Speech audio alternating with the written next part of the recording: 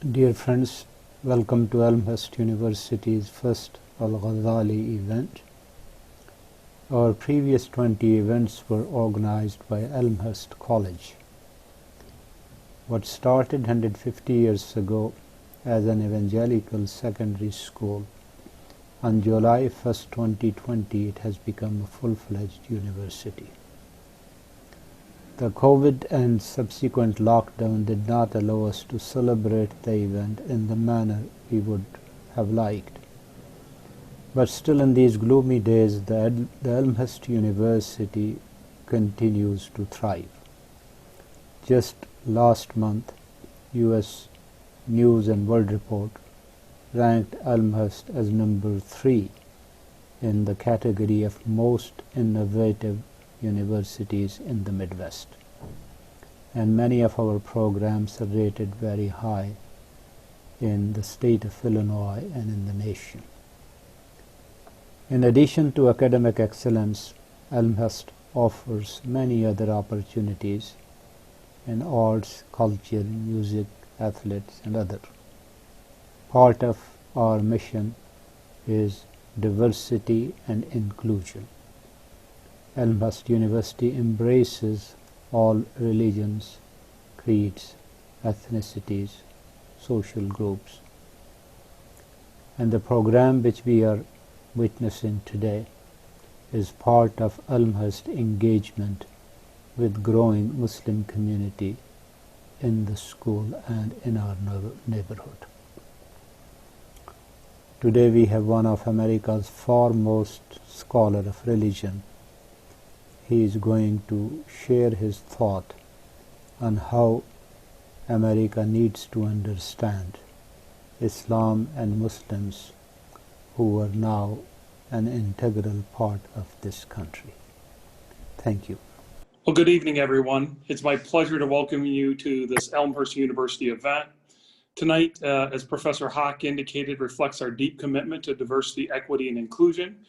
And we have taken major strides to build our community on these foundations. And so it is with great joy that we welcome back Dr. Kimball to speak again tonight.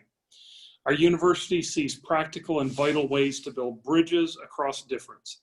We believe that actions speak louder than words, and this is what we have named this fall's campus-wide challenge. It calls on us as individuals and as an institution to build a more diverse, equitable, and inclusive university. Tonight's lecture is grounded in many years of experiences in building bridges of understanding. Elmhurst University has long been known for moments like this, which help our students and the greater community grow, understand, and act with compassion and hope. Thank you again for joining us this evening. To introduce our guests is Dr. Mladen Turk, Professor and Chair of the Department of Religious Studies and Assistant Director of the Honors Program. Mladen? Thank you very much, President Van Aken. I'm pleased to introduce to you tonight Dr. Charles Kimball.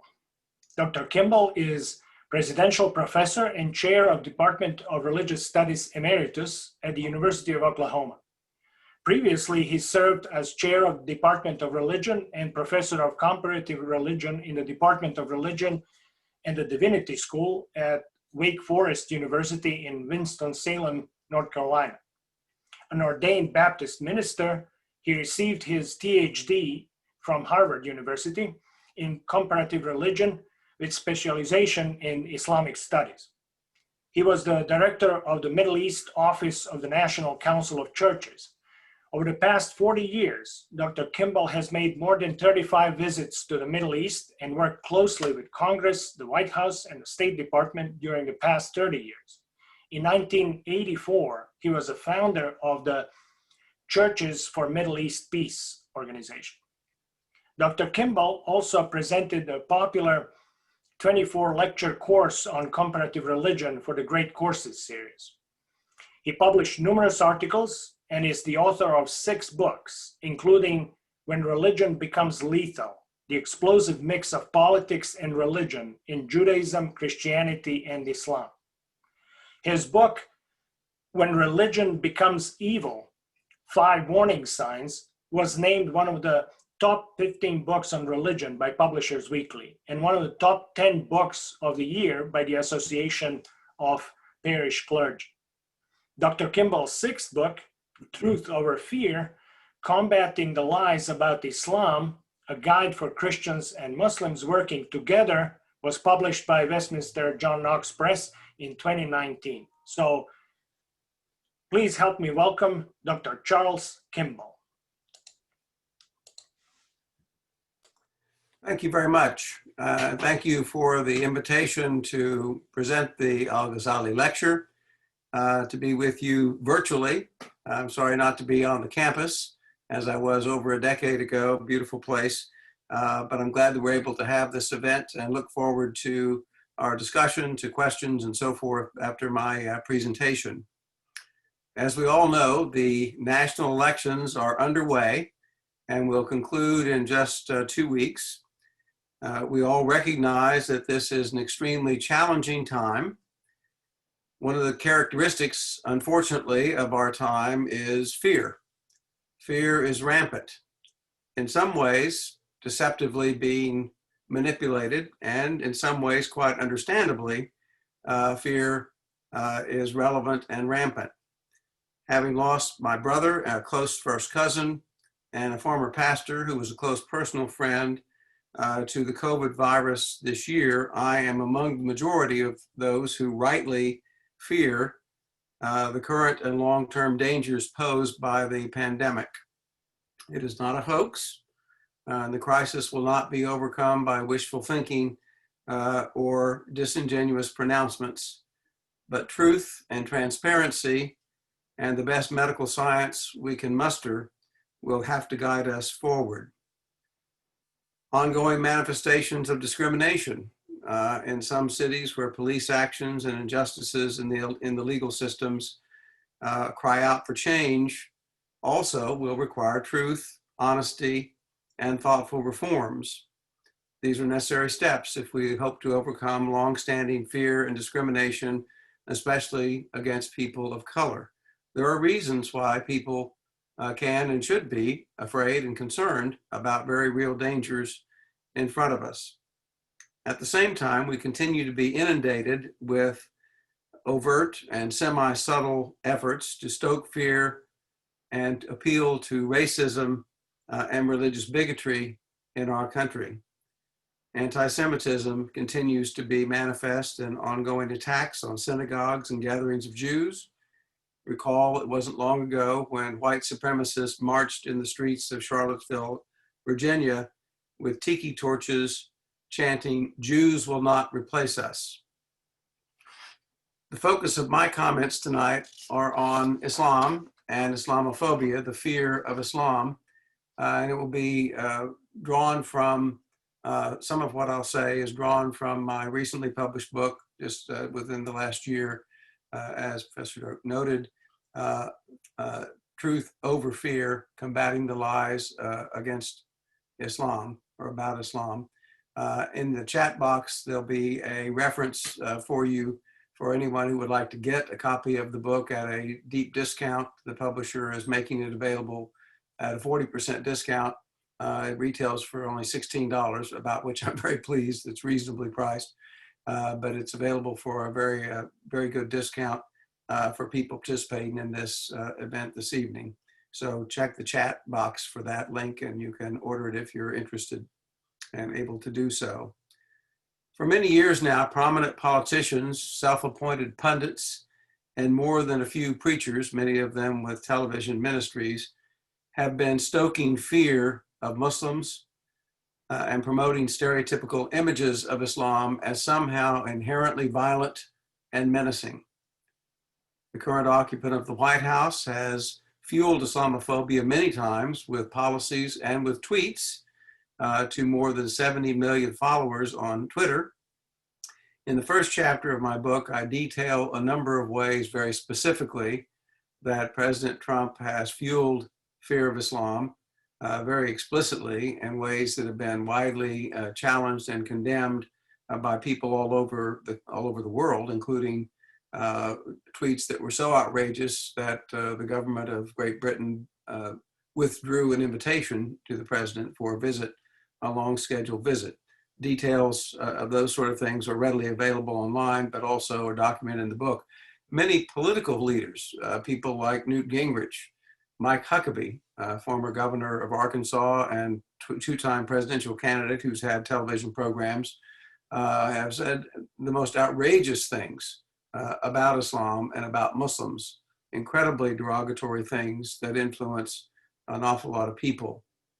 Research in 2015 revealed that 9 out of 10 news reports related to Islam and Muslims and Muslim organizations focused on violence and terrorism.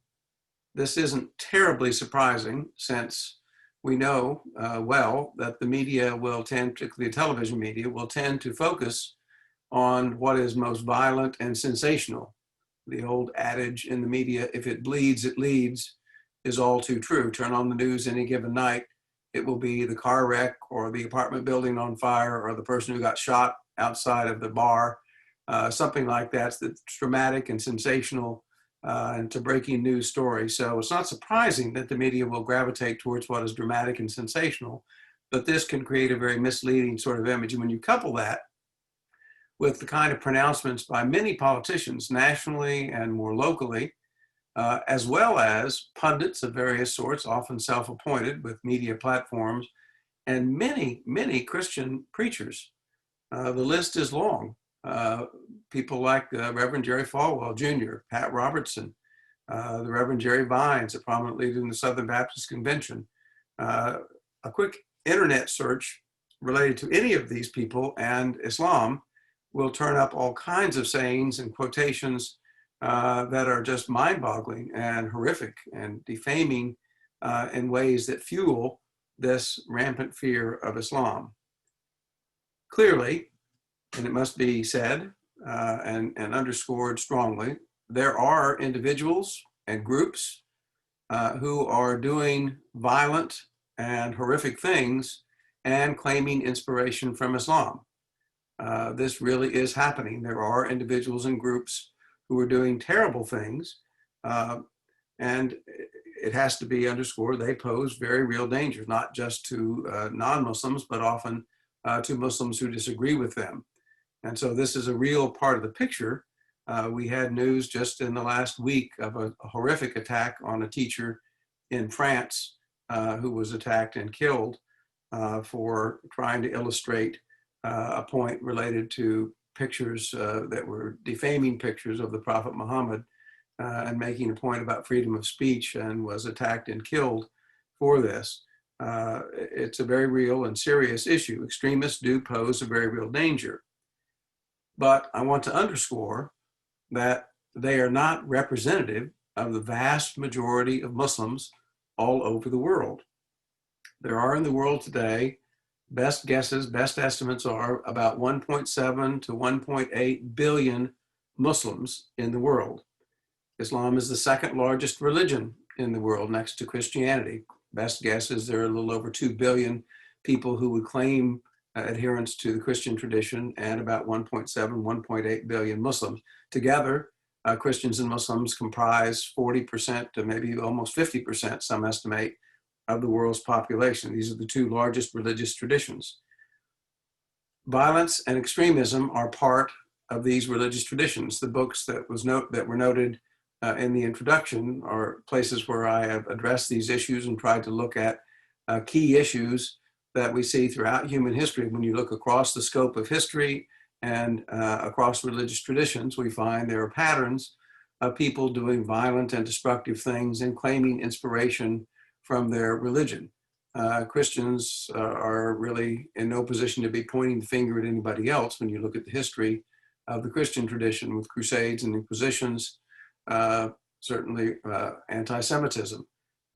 In your spare time, I say, quote unquote, with a bit of a smile, since I realize the students are overly busy, sometime make a note to read or check out a book by James Carroll, Constantine's Sword.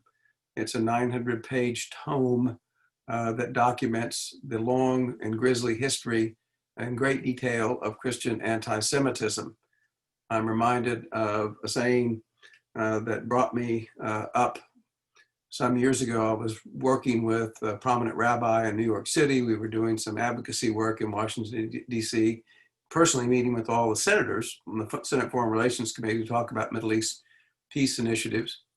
And at one point, Rabbi Brickner, now of blessed memory, paused and looked at me. He said, you know, we're great friends. We agree politically, religiously, but he said, you have to understand, it's not easy for me as a Jew to be working so closely with Christians.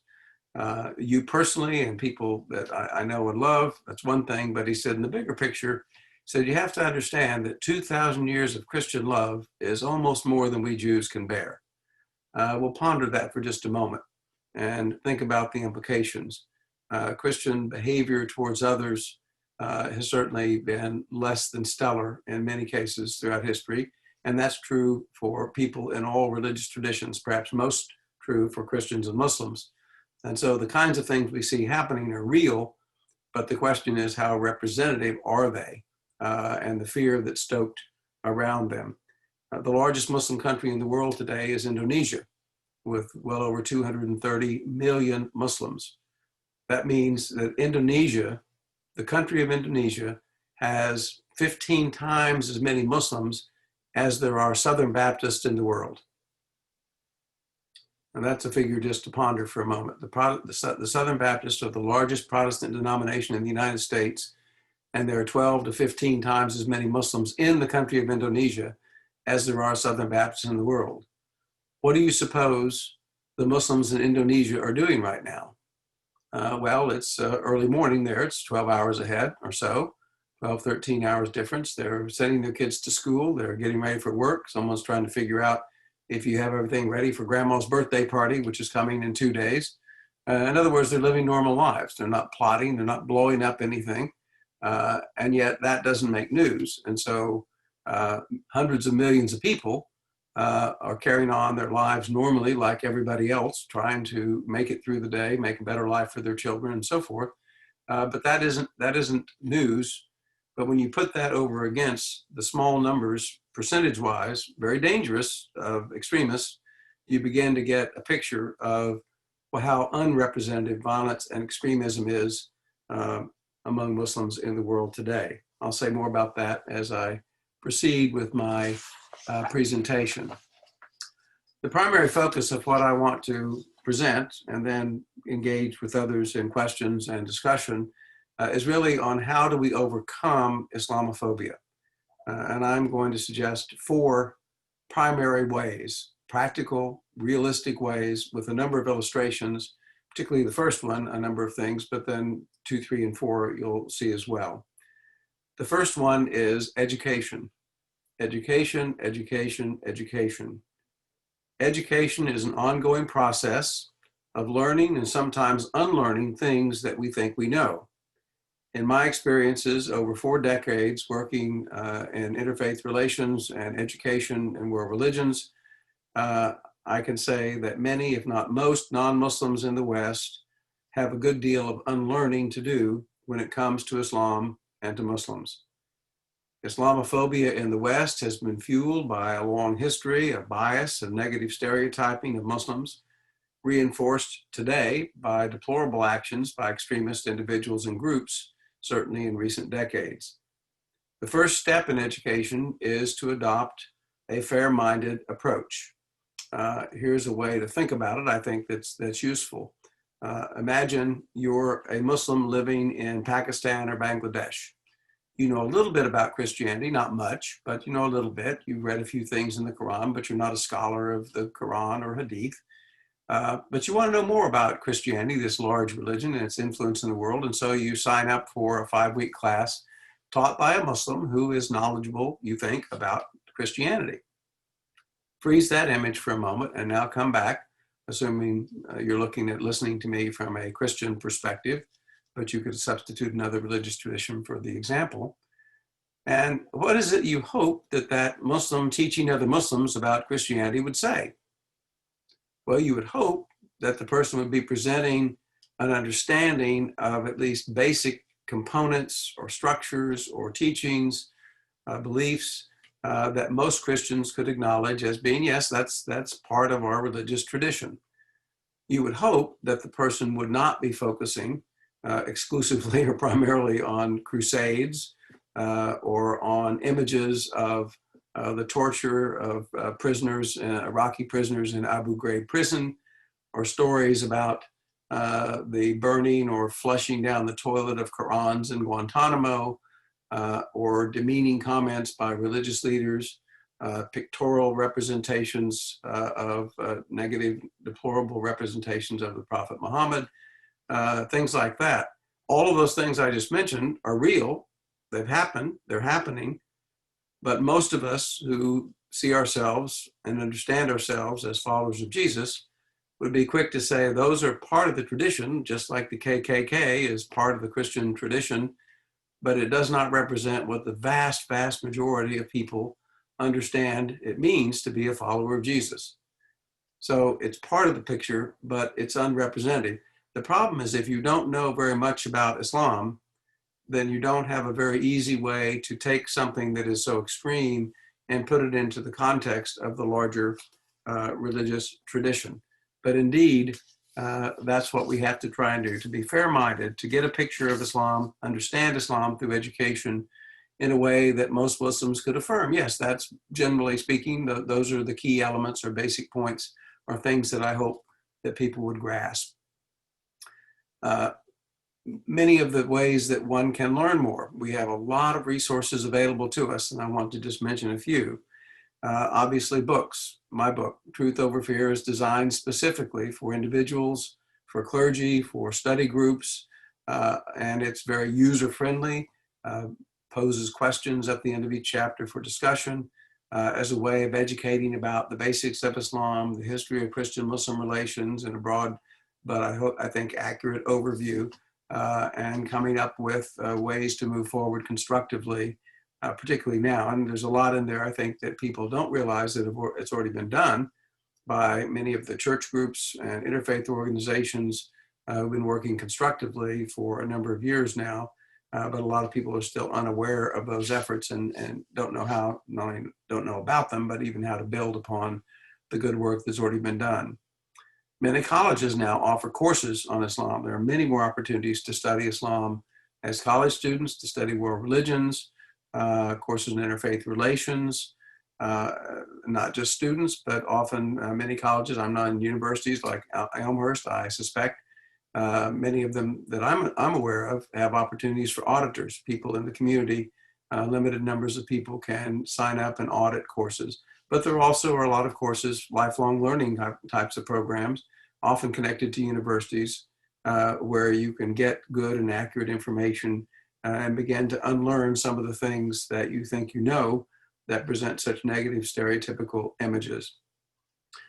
The Great Courses was mentioned, that my course in comparative religion, available in the Great Courses. They have courses on world religions, courses on Islam, etc. Another great resource, something that you should be well aware of, is called the Pluralism Project, pluralism.org, www.pluralism.org. Professor Diana Eck, a longtime good friend, we were graduate students together at Harvard. She's been on the faculty at Harvard all these years. Has for 30 years been conducting a program with hundreds of students working with her to document the religious landscape in the United States, the changing landscape. Online, there are an incredible number of resources, background pieces, interviews, videos, all kinds of educational opportunities. You want to know about the Muslim community in Oklahoma City, or the Sikh community in Minnesota, or how many mosques there are in the United States, that kind of thing. For all religious traditions, they have documentation and very helpful resources just a couple of clicks away. The opportunity for education is right there in front of you. Many churches, synagogues, mosques have entered into study programs, often jointly, to present programs on Islam. Many of the Muslims that I know well have, prior to certainly the pandemic, have been out there very busy for a long time, responding to churches to come and speak and answer questions and so forth. So educational opportunities in religious institutions are certainly there and should be continued in all kinds of ways. So in addition to learning about Islam, one of the things that happens in these kinds of encounters, particularly where you have people from the local community helping in the educational process, or professors like you have at Elmhurst who come out of an Islamic background, is that people begin to understand and see more clearly the rich diversity that is right there present in their own communities. The United States today is incredibly religiously diverse. Any city of 100,000 people in the United States today is now literally a microcosm of the whole world. Norman, Oklahoma, where I've been for the last 12 years before recently retiring, is a city of 120,000. Every kind of Hindu, Muslim, Sikh, Jew, Christian, Native American practitioner. We had Zoroastrians, we had Jains, practitioners of Shinto, and that's not unusual. That's what we find in every community now. And so the opportunity to learn about the diversity all around us and how our own country, which claims to celebrate religious freedom and affirm pluralism and diversity, is present around us when we open our eyes. And interfaith educational programs often awaken us to that. Some of the things I include in this book, this little book, are details about just using Oklahoma as a case study, my home state. Muslims make up 1% of the population in Oklahoma, a very small minority. And yet, in Tulsa today, the second largest city, and Oklahoma City today, the largest city, each of them have over 500 medical doctors and professionals, medical professionals, who are Muslims. Some of the top cardiologists, top oncologists, urologists, pulmonologists, etc., are Muslims. And many of them have been here for many years. Some have come in the last 10 or 15 years, whatever. But when you open your eyes, you begin to see that religious diversity, and particularly how well educated. It's estimated, the best estimates are that Muslims make about probably 5% of the national population. It's a little hard to say because some people in the census are wary, because of Islamophobia, of identifying themselves religiously. So the numbers are not entirely clear. Some question demographics, but it's probably 5% is a pretty good guess, maybe a little higher, maybe a little lower. But 10 to 13% of all medical doctors in the United States are Muslims. Per capita, Muslims are well educated, far beyond the average in the country. And so when you begin to look around and see just in the professional ranks, and this was certainly true of the 1% or so in Oklahoma, where you have architects and cartographers and the largest home builders in the state of Oklahoma are two Muslim brothers, very good friends of mine from Iran, who are among the most generous, wonderful people who support all kinds of causes throughout the state. And they are now literally the largest home builders, starting from nothing in the state of Oklahoma. Educational opportunities through different organizations. Organizations like CARE, the Council on American Islamic Relations, or the ADC, the Arab American Anti-Discrimination Committee, have a lot of resources that are very helpful and not necessarily painless to read about the kinds of things that are happening, the attacks, the threats, the death threats, malicious things that are done to mosques and so forth. But important resources for education that are available for the asking. Many ecumenical bodies and organizations, the National Council of Churches, the World Council of Churches, many denominational groups, Presbyterians, Methodists, Lutherans, United Church of Christ, have resources. They've been working in the interfaith arena for a number of years and have learned through trial and error and have developed resources that are available for people who are interested in their churches and beyond by simply inquiring, checking online. Certainly, this is true of the largest Christian community in the world, the Roman Catholic Church, where they've been engaged ever since Vatican II in a very dramatic and dynamic way. I have a lot of information in the book about this. I'm not a Catholic myself, but have studied, spent time at the Vatican and worked in these areas for decades. And the resources available in the Roman Catholic Church are quite good and readily available for those who want to pursue them. Other kinds of opportunities, I'm not sure what's happening at Elmhurst, but we had a program at the University of Oklahoma for the last 7 or 8 years that's really been tremendous, that the Muslim Student Organization, Muslim Student Association there would every year have a Muslim Awareness Week, where they would have programs, speakers, open meetings where people could come and meet some of the Muslim students in the various undergraduate programs, graduate schools, and so forth, answer questions, inviting people to learn more about Islam. So there are many kinds of opportunities for education. If you would like to know more and get a more accurate picture, there are ways to pursue that, and many of which I've just detailed, but you can go beyond this as well. Related to education, but a different kind of initiative, the second thing I won't spend as much time on, but I do want to underscore, and that is intentional efforts in the area of Christian-Muslim dialogue, or Jewish-Christian-Muslim, or Jewish-Muslim dialogue, etc. Be other alternatives. Christian-Muslim is probably the one that needs the most attention because of the long history and the size of these communities and their global impact. I would say that I think the ways in which Christians and Muslims, the world's largest religious traditions, the way that people in those traditions interact and relate in the 21st century is going to determine a lot about what the 21st century looks like, both for these communities and for the world that will be impacted by the plus and minus side of those relationships. So intentional efforts at Christian-Muslim dialogue are especially important. A lot of this has happened already in churches and in mosques. Student organizations, again, using example from my university of recent years, the University of Oklahoma, the Religious Studies Student Association has hosted all kinds of events where they invite students, they make trips to different Hindu temple and the mosque in Oklahoma City, and another one in Norman. They will host coffees, interfaith coffees. Some of these things, of course, are a little more difficult to do now because of the pandemic. That's understandable.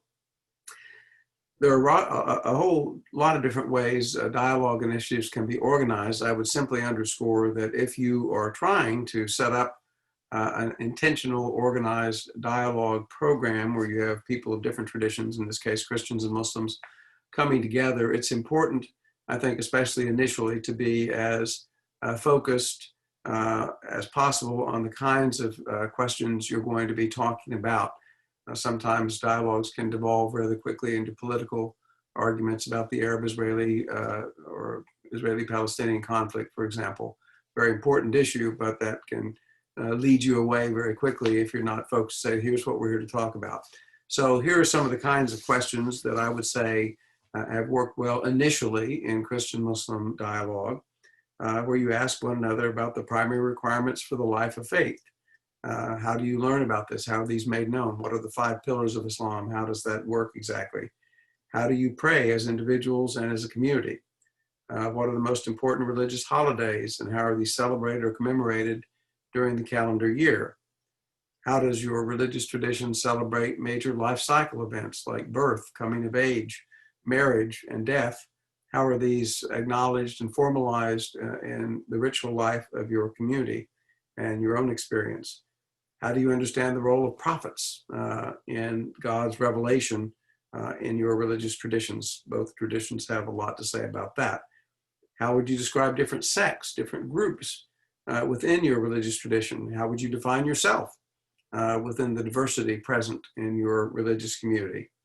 For Muslims, it's also, I think, often helpful to ask about their experience and those of their children or people that they know who are seeking to be faithful in a society that is not geared to accommodate their daily prayers, dietary restrictions, religious holidays, and so forth. Try to learn more about what it feels like to be in the minority when the larger society expects to have Sunday off because that's the day people traditionally go to church.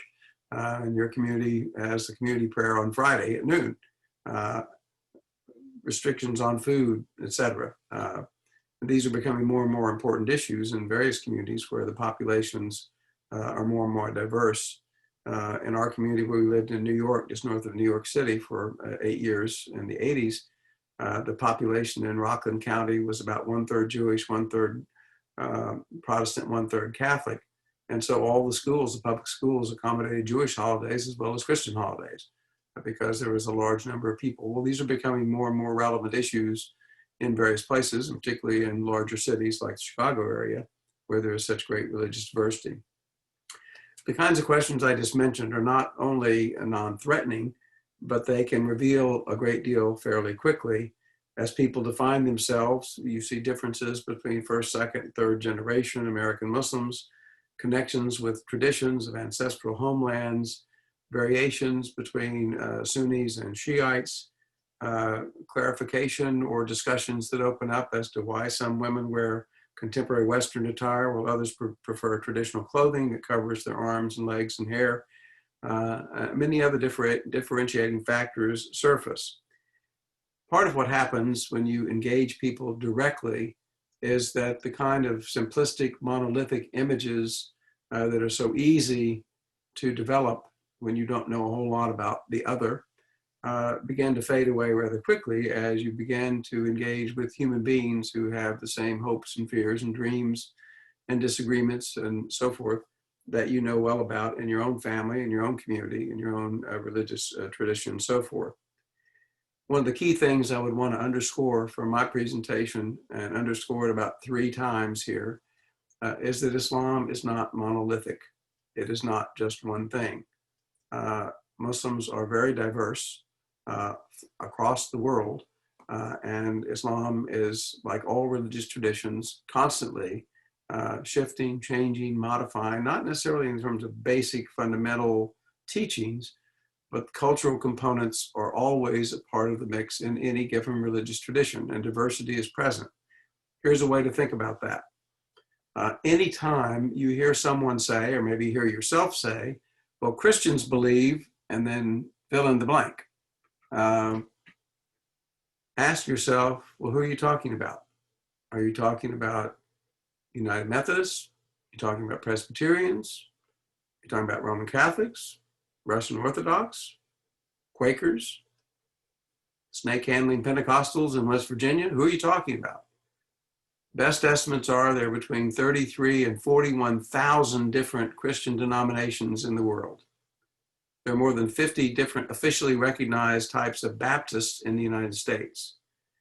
You can fill in the blank about Christians believe with just about anything you can imagine, and you'll find some Christians who believe that. Christianity is not monolithic. We know that. Islam is not monolithic. Judaism is not monolithic.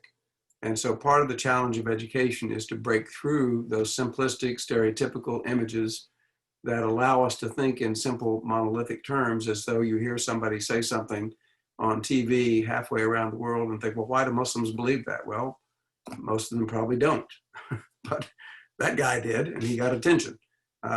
So education, and particularly as you get to know people and engage people, you begin to quickly realize, well, my friend Ahmed doesn't think that way, or Muhammad that I know, who's the pharmacist down at the local CVS, he doesn't think that way. You begin to see how representative or unrepresentative certain things are, particularly when they're on the extreme. A third thing, and I'll wrap up with this and one more, is to join together in a common meal. Again, obviously this is much more difficult and not wise at the moment, viable given the terrible COVID pandemic that we're in the midst of. But let me illustrate with a couple of examples that hopefully will be possible again before too long. One, again, drawing from the University of Oklahoma, but you find examples of this all over the place. The Muslim Student Association held an event every year during the month of Ramadan that they call Think Fast. And what they invited students to do, and faculty and staff, anybody who wanted to participate, was for a full day during the month of Ramadan to fast, as Muslims do, from sunrise to sunset, to not eat and save the money that you would have spent on breakfast and lunch, in that case, give it to the charity of your choice. Give it to any charity that, not necessarily a Muslim charity, but any charity that you wish to support. And then come together when the evening came and the fast was to be broken for a program, an event, and a wonderful meal called an iftar, breaking of the fast. And every year we'd have 500, 600, 700 people come for this big event and hear Muslim speakers and Muslim students. I've spoken at a number of these programs in different ways, different places. And it was just magnificent as people learned about the practice of fasting during the month of Ramadan for Muslims, and to see and experience something of what that is like, even just for a day, not the whole month, as Muslims do in a 28 or 29-day month, since they are on a lunar calendar. A second thing that related to this is the iftar meal itself is becoming now more and more common. Again, it won't be in the short term now, but we certainly saw this happening a lot. And Oklahoma is a very traditional, very conservative state. Remember, less than 1% of the population are Muslims in Oklahoma. And yet, the president of Oklahoma State, who's a good friend named Burns Hargis, about a decade ago, wanted to host an iftar.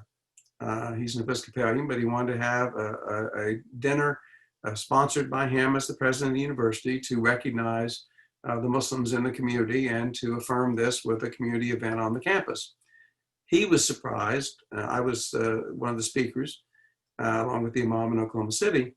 He was surprised to learn that there were 42 Muslims on the full-time faculty at Oklahoma State University. Over probably 350 people came out for this event. It was overwhelming. It was incredible. All kinds of people, many of whom other people who came knew, but they had no idea. I knew you were from Lebanon. I didn't know you were Muslim. And you run the student union. There was all kinds of things, the learning that went on. That became an annual event. And out of that grew friendships, relationships, opportunities, so much so that a year and a half ago, I was invited to be the speaker along with President Hargis when the Muslims in that community opened a brand new, beautiful mosque, literally adjacent to the campus, welcomed by the president of the university and by others in a very, very traditional, very conservative kind of setting, but one where interfaith relations are strongly encouraged and being nurtured. Interfaith iftars, this kind of builds on the kind of program that we've seen with other communities as well. Chance to come together, to learn, to meet, to break bread together, and so forth. Another one of these kind of events, we've seen them in mayors have hosted them, university presidents have hosted them, churches or mosques have hosted them and invited people to come in. There are all kinds of ways to do this. And that's a really great way to really engage people across religious lines in a very meaningful kind of way and learn more about your neighbor and your community.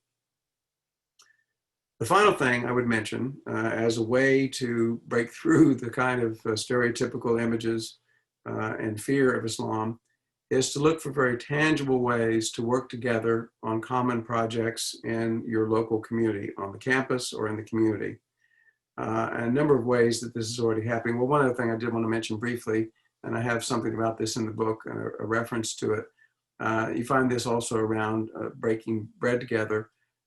There is a program that they have called Open Tables in Tulsa, where I've been to several times, where they have a large downtown Methodist church, a mosque, a temple, and also in that case, a Hindu community and a Buddhist community, where they together 4 times a year have a community event where people bring food from their different religious traditions and countries of origin and have a couple of speakers, but basically it's to sit around tables and just get to know your neighbors and experience some of their traditions and their foods and their histories and so forth, called Open Tables. It's a very simple idea, but one that really encourages friendship, relationship, and an affirmation of diversity in the communities. Final thing is working together on campus and in the community on common issues. We see this a lot already. If you know much about hospital chaplaincy or prison ministries or military chaplains, in many cases, people in those communities, chaplains, are working together as Christians, Muslims, rabbis, and so forth, working together with those communities and sharing, collaborating, and cooperating very constructively together. A great thing for college campuses, and it's based right there in Chicago, was the Interfaith Youth Corps, an organization headed by Ibu Patel, a longtime friend and a remarkable young man, not quite so young now, but he's not very old either. Check that out, IFYC, Interfaith Youth Corps, based in Chicago, where they have all kinds of terrific programs, particularly many of them designed for younger people and particularly for college-age students for interfaith work together. Tremendous resource and opportunities there for those to pursue. Building habitat houses all over the country in the last 20 years. I'm aware of many, many communities where local church or churches will get together with the mosque and often a synagogue and together build a Habitat for Humanity house. They don't have to agree on Jesus in order to work together to help people who are in need of affordable housing. And they might bring their faith to that enterprise, but then in the process of building the house, engaging one another, they learn a lot about each other. And I think also theology gets shaped in those sort of opportunities and encounters. In Oklahoma City and other places I know of, food and shelter programs helping people who are in dire need in the community are increasingly taking interfaith forms where the mosque is working with churches and so forth. A mosque is working with churches and Jewish groups to provide for the people who are in need of food and shelter, not just people who are homeless, but sometimes programs for battered women, various kinds of programs reaching out in the community that people of faith in different traditions are equally concerned about, and finding there are ways they can work together and show that common concern with one another. A point I would want to close with and underscore is that we are already working together every day, all the time, across religious lines. It's happening. If you look at something like climate change, we want the best brains and resources and intelligence to focus on this very real threat to our common future. And nobody is asking, well, is that scientist a Muslim or a Hindu or an atheist or whatever? The person is a scientist. What do they have to contribute to this common cause? Or take the example that we're right in the midst of, the COVID epidemic and pandemic. Imagine if you were a research physician working at the Center for Disease Control on COVID, and you're looking at somebody working with you, or data comes in from research which is being done all over the world. It would never occur to a research physician to say, well, that may be interesting, but that's from a Muslim, and so I'm not willing to look at it because they don't have the same belief system as I do. It would be absurd. The problem is COVID, or previously the problem, has been AIDS or whatever. And people of different religious traditions are constantly working together. We work together and cooperate all kinds of ways economically in a globally interconnected economic system, and don't think anything about it as being unusual. My point is that we need to be much more intentional about what is already happening in these other spheres in the context of our religious tradition and religious communities. So look for ways to actually work together with one another for the common good in our community, and in the process to learn more about one another. I close with a quotation from the Quran, one of my favorite passages in the Quran. There are many positive things the Quran says about Jews and Christians, and even the promise of paradise for those who follow the true path, even among the people of the book. But there's a particular passage I love that says it affirms religious diversity as part of somehow God's plan.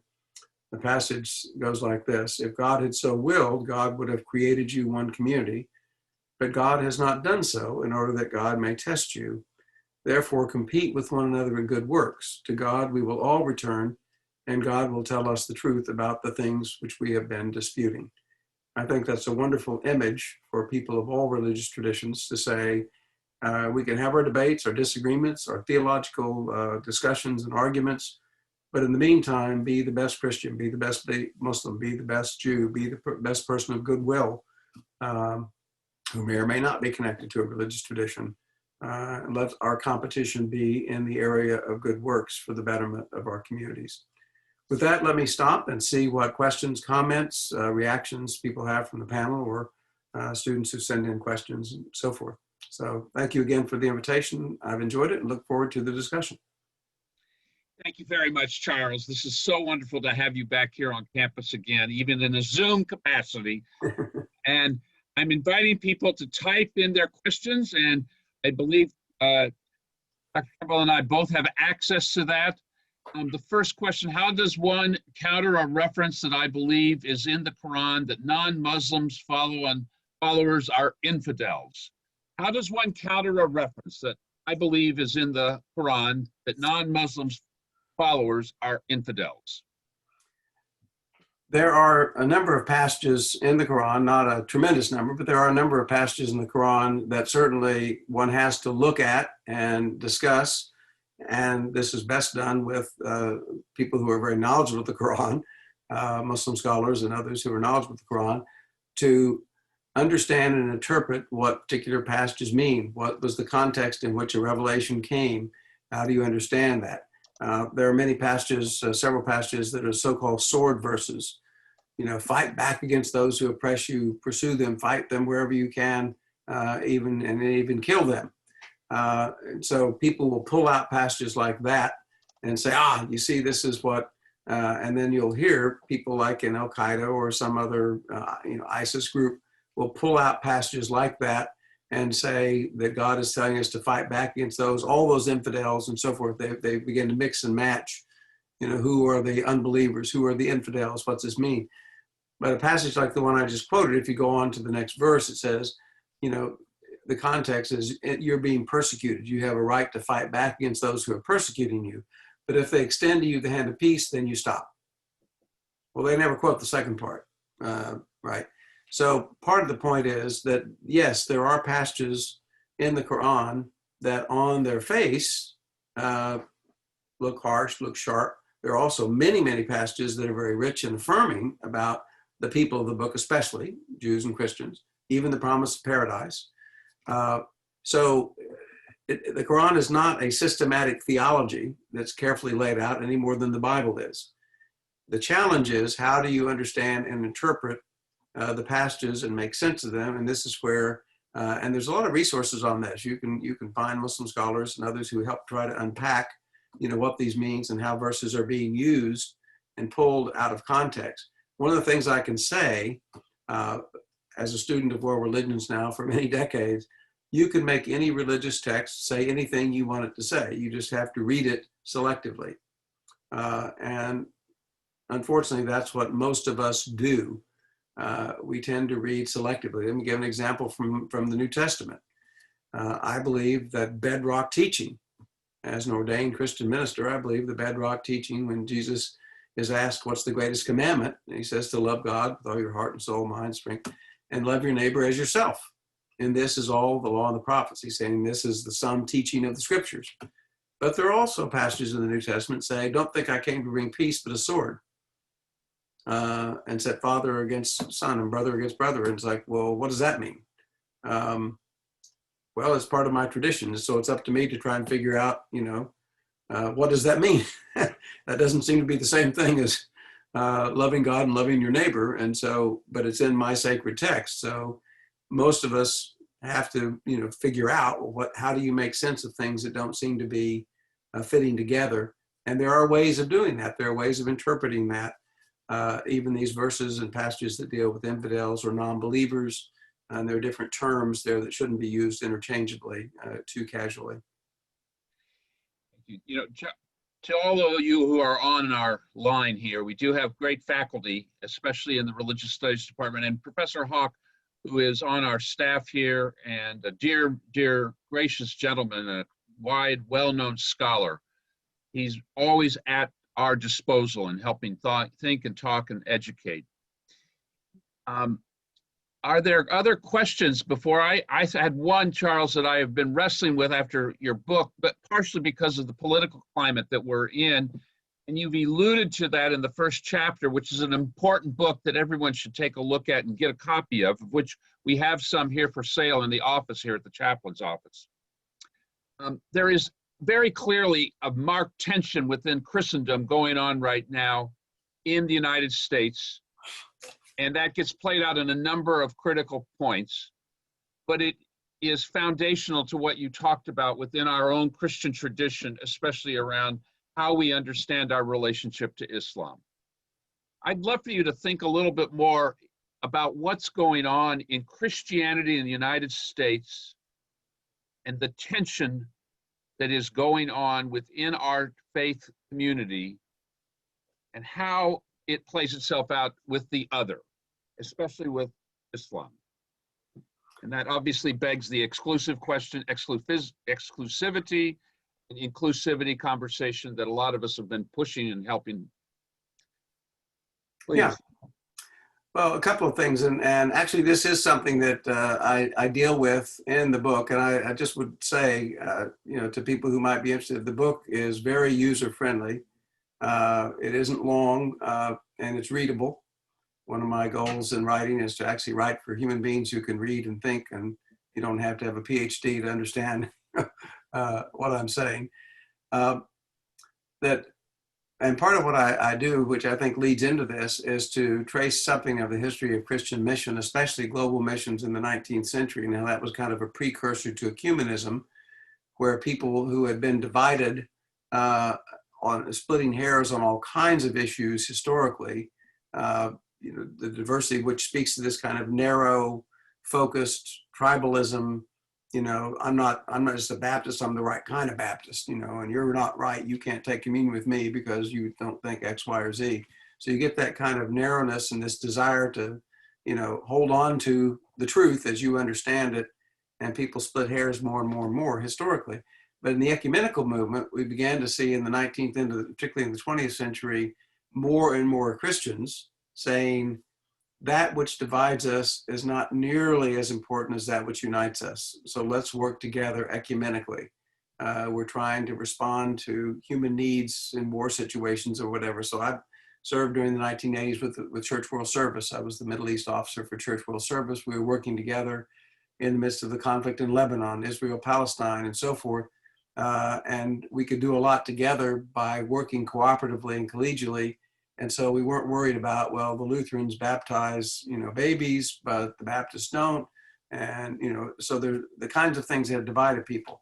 So ecumenism itself has been a helpful step. Now, part of what's happening is that there are more and more evidence of very narrow, very exclusive kind of understanding, fundamentalism, basically, that you see in different religious traditions. There was a great book, a great project, I should say, that occurred. This may sound a little tangential, but let me bring it back to your question. And it's been now 30 years that Martin Marty and Scott Appleby headed up at the University of Chicago, called the Fundamentalism Project, which is trying to see how is it that we see this rise of fundamentalism, what's going on, what's accounting for this, not just in Christianity, but in all religious traditions. And there are many takeaways. There are dozens and dozens of articles, these 5 volumes. But one of the key takeaways for me was that in the midst of all the incredible changes that are going on, the rapidity of change, how so many things are coming apart that were once given. When does life begin? When does life end? Things that used to be a little more obvious than now are not so obvious. We have different ways of dealing with, medical issues or preserving, life and so forth. That in the midst of all that, the desire to grasp and hold on to what is true is very understandable. Thomas Friedman's book, The Lexus and the Olive Tree, that's at the heart of that Pulitzer Prize-winning book, that we're rooted in our traditions, that's the olive tree, but we live in the world, this, the Lexus world. And he explains what he means by that, this interdependent world community. So the impulse to exclusivity and fundamentalism is actually understandable in a world where everything is much more gray than it used to be. And that makes it right for people to latch on to a particular charismatic speaker or teacher or movement or whatever that says, here's the truth, you can believe it, follow it, hang on to this. So I think that's part of what's going on. At the same time, what we find, as you were alluding to with questions of pluralism and exclusivity, for the last 50 or 60 years, a lot of different Christian thinkers, theologians, clergy have been wrestling mightily with questions of exclusivism and diversity. And I have a lot in the book actually about this in the penultimate chapter of how in the Roman Catholic Church, this changed so dramatically in Vatican II. The history of the Catholic Church was outside the church, there is no salvation. And by that they meant the Roman Catholic Church. And now they're at the forefront of interfaith engagement and an inclusive kind of theology. A lot of Catholics still haven't gotten the memo that that's where their church is. But Pope John Paul II led in this way dramatically, as is Pope Francis. I mean, when you have the Pope saying, when asked about gay and lesbian people, who am I to judge? I'm like, wow, that's pretty big change from the first 2,000 years of Catholic history. So I think there's a lot more openness, and at the same time, there's a lot more retrenchment And we see that, I think, in the political realm as well, the kind of retreat into nationalism and tribalism that we see in different parts of the world, including our own country. So a follow-up question that's here, not related to Islam in particular, but what is the future of religion itself?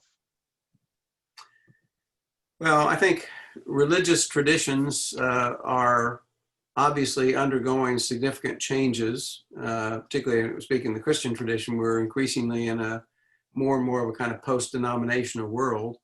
I was part of the National Council of Churches in the 80s when we had over 400 people on the staff. It was the largest council of churches in the world.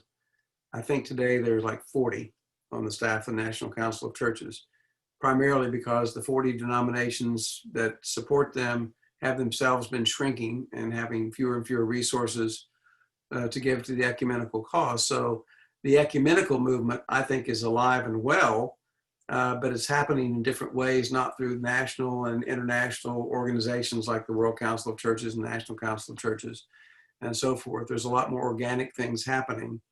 We see a major shift, obviously, away from a lot of traditional religion. And I think there are multiple reasons for this in the Christian context, by the rising number of nuns, N-O-N-E-S, people who don't say they affiliate, a large number of people who say, I'm not religious, but I'm spiritual. By that, they mean they're rejecting organized religion as they've come to see it and know it. And in some ways, it's pretty understandable, particularly when you read my book and see some of the things that prominent TV preachers say about Islam and the vile, nasty, anything but love your neighbor kind of language and behavior. More and more people are, turned off by that and say, well, I don't need that. And so I think, religious traditions, especially the Christian tradition, is changing right in front of us, and we'll have to see what emerges. I don't think the church is going to die or go away, but it's going to take new shape and new form. And that's true for Judaism certainly as well. The diversity within the Jewish tradition, the intermarriage, that's a real challenge and an issue within Judaism, since it's not an evangelical tradition. You perpetuate the tradition through procreation, and intermarriage, dissipates that in different ways. So I don't have the answer, but it's clearly changing and morphing. But I do think there's still a very large percentage of people, according to the Pew studies and so forth, who believe in God, who believe there is more, to existence than just the accident of, atoms colliding somehow over billions of years. But what that means, how we understand that, how we understand religion in a less constructed way and a more human way that maybe breaks down some of the barriers. I think we're in the process of seeing that unfold, at least in many people's minds. Here's a question that is predicated on your Middle East background and your history. What are your thoughts about the blend of Islam and Christianity in the Middle East? Could the tension in the Middle East be very low because of a smaller population of people, or Islam being the majority? Well, that's a great question that really deserves several seminars, I think, to explore in some detail. One of my 6 books relates to Christianity in the Middle East, where I was the liaison for the largest part of the Christian community in the United States with the Christians in the Middle East. There are 15 to 17 million indigenous Arabic-speaking Christians in the Middle East. The large majority are in Egypt, the Coptic Orthodox Church. But there are Christians of all types. And many of them are in the oldest churches on earth. That's where Christianity began, and it's still there. But most people in the United States don't know much about the Oriental Orthodox churches, the Syrian Orthodox Church and the Coptic Orthodox Church, the Armenian Orthodox Church, and various Catholic churches that grew out of those, the Greek Catholics and the Coptic Catholics and so forth. They're just not on the radar of a lot of people in the West, but they've been there. And there's actually a lot we can learn. I'd say we Christians in the West can learn from the Christians who have lived together as a minority community with Muslims since the 7th century, since Islam as a religious and civilizational system grew and spread and became the dominant civilizational system for many centuries, producing a remarkable, brilliant civilization just as a side note, I would underscore for those who aren't aware of this, you need to be aware of this, that Western civilization, as we know it, owes a great debt to Islam. Many of the sciences that we take for granted were developed first by Muslim scholars and universities. Long when Europe was in the dark ages, Muslims in Baghdad had already figured out the nervous system and circulatory system, were developing, pursuing delicate operations. Brilliant.